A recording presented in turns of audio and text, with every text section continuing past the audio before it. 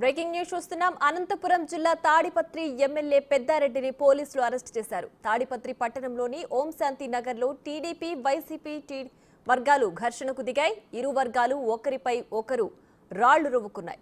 YCP నేతల దాడిలో TDP అభ్యర్థి జేసీ అస్మిత్ రెడ్డి, ప్రభాకర్ రెడ్డి వాహనాలు ధ్వంసమయ్యాయి. రాళ్ల దాడిలో పలువురికి తీవ్ర గాయాలయ్యాయి. వైసీపీ నేతలు పలు పోలీసు వాహనాలను కూడా ధ్వంసం చేశారు. జిల్లా ఎస్పీ వాహనం కూడా ధ్వంసమైంది. తాడిపత్రిలో ఉద్రిక్త పరిస్థితి ఏర్పడింది. దీంతో పోలీసులు ఎమ్మెల్యే పెద్దారెడ్డిని హౌస్ అరెస్ట్ చేశారు.